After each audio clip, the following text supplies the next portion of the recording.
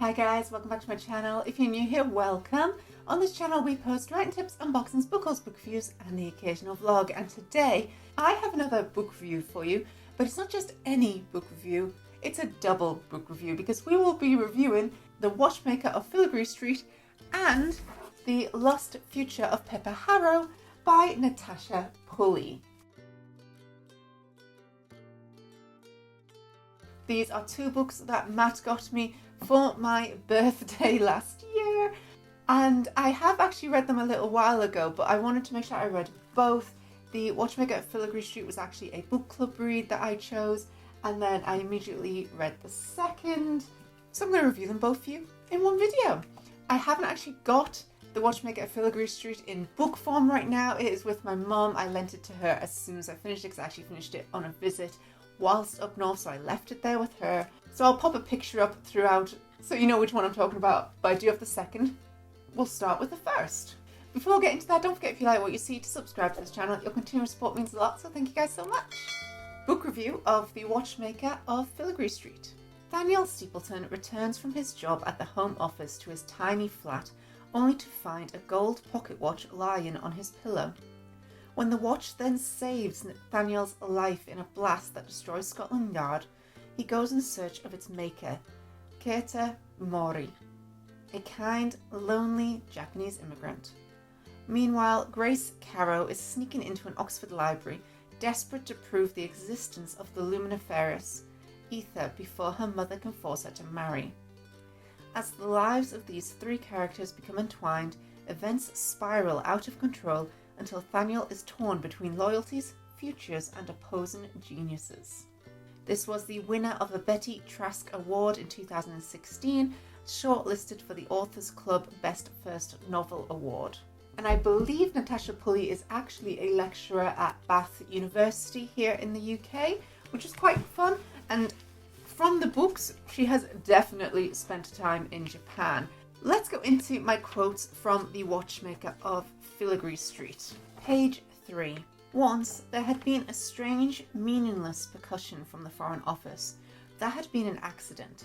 Somebody had sat on the machine at the other end of the wire. Sat and bounced. He had taken care not to ask about that. I thought this was just an example of great showing, because we all know what that bounce meant. Page 4. Some of these were pointless because it would have been faster to lean out of the main office window and shout, but the senior clerk said that would have been ungentlemanly. This is in regards to where the other wires go in Whitehall, because he is, I want to call it Morse code, but telegrams. He does telegrams, and that's what this is referring to as the telegram machine. And I just love Daniel's take on the world. Very refreshing. He also sees sound, which is fun representation. Page 20. Adjusting her false moustache as subtly as possible, she tapped up the steps to the Radcliffe corner. Its basement floor was the darkest reading room in the library. She touched her hat to the porter at the door. He ignored her, already moving to intercept a young woman not prudent enough to have stolen a gentleman friend's clothes. This is our introduction to Grace, and I absolutely loved her. The representation of the time period as well, because this is a period fiction that women aren't allowed into this library, but if you dress up like a man, you can get in. Page 42. He was starting to feel lightheaded and couldn't tell whether it was the noise from the explosive or the thick air. He almost never used the underground. Skip a bit.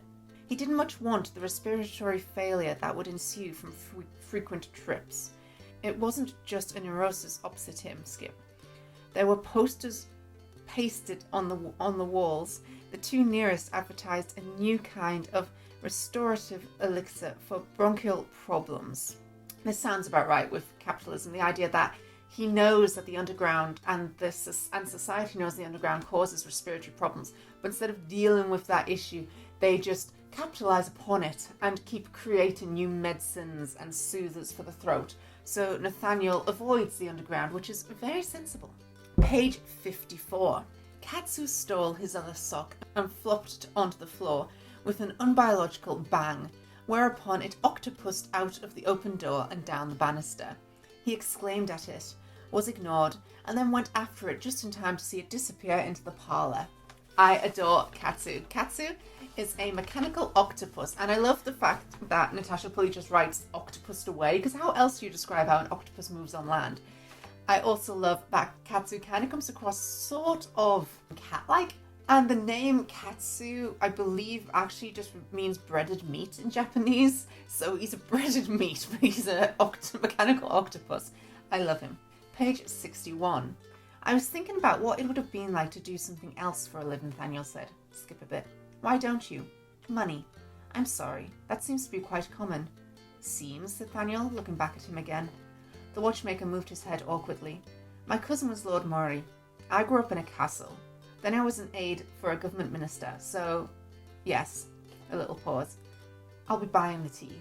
Again, I love this representation of capitalism, of wealth disparity, and I love how Murray's just honest about it, and he's not ashamed of it. He was born into money, but he also understands and offers to buy the tea, but in a nice way. Page 66. The wooden floor squeaked slowly. He winced. He hated nightingale floors. The name made them sound as though they ought to chirp and sing, but in fact the noise was horrible. I like the use of the nightingale floor, which is a floor that is designed to creak unless you know where to stand. And it was a great way in ancient Japan to sort of stop assassinations. You would know if someone was coming. It was a warning alert. And what I also liked is how Natasha Pulley doesn't explain that. She trusts that you A, either know it, or B, that you will look it up yourself. And I did enjoy that. Page 128. Unless you're willing, there's a house in Kensington in it for you, he laughed. I'd be delighted to, but unfortunately, an English bride would cause a horrible scandal. The English are too ugly. Grace cleared her throat. Charming. Have you seen Japanese women? Such delicate creatures. Anyone meeting an Englishwoman in Kyoto would be forgiven for thinking he had run into some sort of troll. Charming. This is Grace talking to her best friend, Matsumoto, and I absolutely love their relationship. I actually love Matsumoto, even though he's a complete and utter jerk. I love him, and I love their back and forth banter together. Page 204. He worried about dealing with Lord Carrow, and what would be the state of the ominous-sounding Kensington house, and ran on until he realised that he was waiting for Mori to say something without having given him space to, or any indication he ought to interrupt. I'm so guilty of this, and I love the representation of someone who patiently waits to talk and then someone who just verbal diarrheas, like myself. And me and my partner definitely fall into this often, so I love this. Page 209. Anybody found to have double booked himself, therefore, will be similarly beheaded. Laughter rippled around the pit. Oh, isn't that delightful, he muttered. You all think I'm joking. This is Sullivan speaking to the orchestra, and yes, I do mean that Sullivan. And I loved how he basically threatens to behead anyone who finds themselves double booked and not able to perform. Fantastic. My last two quotes now, page 213. Whilst everyone else gathered outside the station, waiting for a lull in the traffic, Mori came straight out and straight across. Ito wondered how many generations of knights it took to produce one who came with a guarantee that even a Tokyo rickshawman could spot good breeding and get out of the way. Bastardy, it seemed, was no obstacle. Again, a great showing of society and how because Mori and everyone is born a lord, they're higher ranking than everyone else. And somehow people know this and therefore don't hit him, whereas Ito has to wait to cross the road because danger, death, would rather live. And finally, page 236. No, I am a Buddhist. You might have a Christian obligation to catch pneumonia while you sit for 2.5 hours listening to some twerp in a dress drone on about the virtue of wedded life. But dear as you are to me, I don't. This is Maury talking about going to church, and I loved it. We're now into my overall review, and I loved how the Watchmaker of Filigree Street, it is fiction, it is fantasy, but does sprinkle a little bit of real history in there, such as the IRA, which was when Ireland was bombing the UK, and it also sprinkles in truths about ancient Japan, society, sexism, racism, religion also, and I really found that quite fun. It also has a lot of sarcasm. It's very character driven. It's fantastical with the mechanics. It reminded me a little bit of The Toy Makers by Robert Dinsdale, which was a lovely escapism sort of read. This one felt similar to that in that you really escape into this world, and the two characters, I loved them. For enjoyment, I gave it 10 out of 10. I really did love this book. Writing style, it did have errors throughout. It had a pepper of misspellings and grammatical errors. It also had a plot issue, so I'll give this a 8 out of 10. Plot, 7 out of 10. The end didn't quite work. It seemed like a jump. Now, when I get into review on the second one, I will go into this more, because that end with Grace makes sense to the next book, but in this book itself seems a bit drastic. World building, 10 out of 10. Characterization, 10. Representation, 10. And originality, 10. Overall, I gave this a 4 star out of 5 stars. I really enjoyed it, and as I said, it made me immediately want to buy the next book, which Matt got me for my birthday. So let's go into the second Natasha Pulley book, The Lost Future of Pepperharrow. We're now going into the second book, which means there will possibly be spoilers from the first. So if you haven't read the first, and you don't want to know, then do skip and come back to this when you're finished. If you don't mind, or you have read both these books, stay tuned. I'll read you guys the blurb of The Lost Future of Pepperharrow by Natasha Pulley. Has time run out for the Watchmaker? Strange things are happening in Tokyo. As war with Russia looms, the city is plagued by strange electricity storms, while the staff at the British legation have gone on strike, claiming that the building is haunted. Civil servant Nathaniel Steepleton is sent over from London to act as interpreter, bringing with him his partner, Keita Mori, the Watchmaker, their adopted daughter, Six, and Mori's clockwork octopus, Katsu. Nathaniel is dazzled by life in Tokyo, but he feels increasingly out of his depth, especially when he meets Teiko Pepperharrow and learns of her connection to Mori. But then Mori disappears, and Nathaniel and Takiko's paths diverge as they desperately try to find him.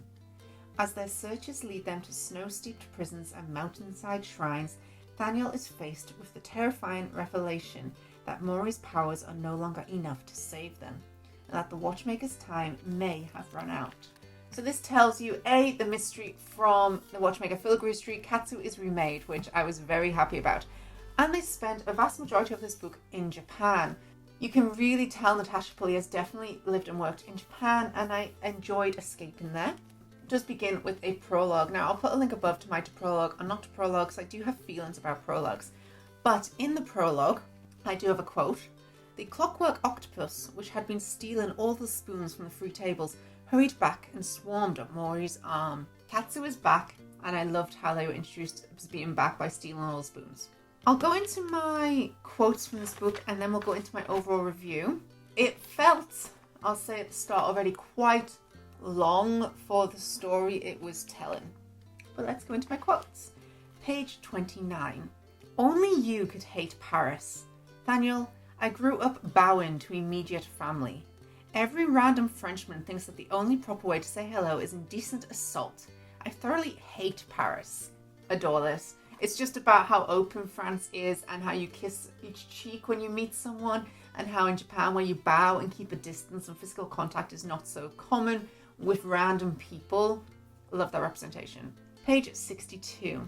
Nathaniel hadn't been too pleased with the idea of letting her go off with strange men. Not because he thought Mori would let anything bad happen, but because it seemed dangerous to teach her to trust everyone. Mori, though, had pointed out that it was just as dangerous to teach a little girl that 1 foot wrong would mean a lunatic and a dungeon. It made it sound inevitable, whereas if you were brought up safe in the knowledge that people were supposed to be good, you approached the bad ones with a healthy fury that might just see you out of the dungeon. I love this because here in the UK, women are definitely taught danger is everywhere, and we're often taught it's our fault if we end up in a situation that puts us in danger unknowingly.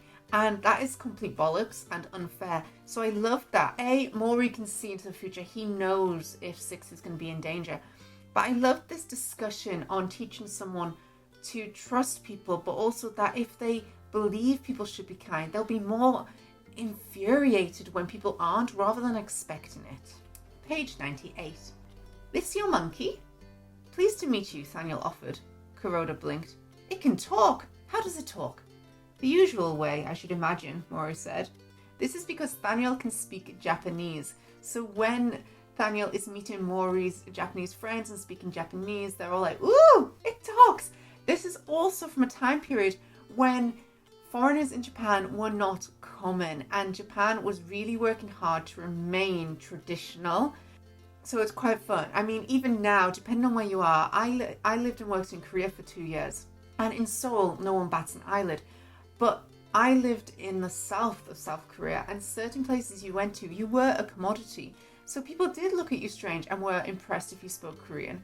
The same happened when I worked and lived in China. Certain places where foreigners were less common, people wanted your photo. They were intrigued by you. And that's kind of like what it's like in Japan for Thaniel, except it's a bit more hostile at this time because people were taught that white people were demons. You know, as you do. Page 160 to 161. He found the post office on the next street. A grumpy, solitary clerk absolutely insisted that Thaniel was speaking English, even though he never said a word of it. I also love this representation. This happens a lot, I've noticed, in the UK, when people are speaking English, but are expected to not speak English, and people don't understand them, and it's racism, basically, and completely unfounded. Page 198. She came back holding a huge, fluffy owl that didn't seem to mind being carried around. 6, he said, somewhere between laughing and terrified. They bite. Put it down. He doesn't bite. He's called Owlbert. He's coming too. I adore 6. In the Watchmaker of Filigree Street, and very much so in this book, I feel like 6 is a great representation for autism, perhaps, and I just absolutely adore her. Page 199. You know it's all right to do things a bit differently, don't you? You don't have to touch people if you don't want. Your way's not wrong. She nodded once, still on the floor. No, but yours is. You're extremely peculiar and trying. You really do take it out of me.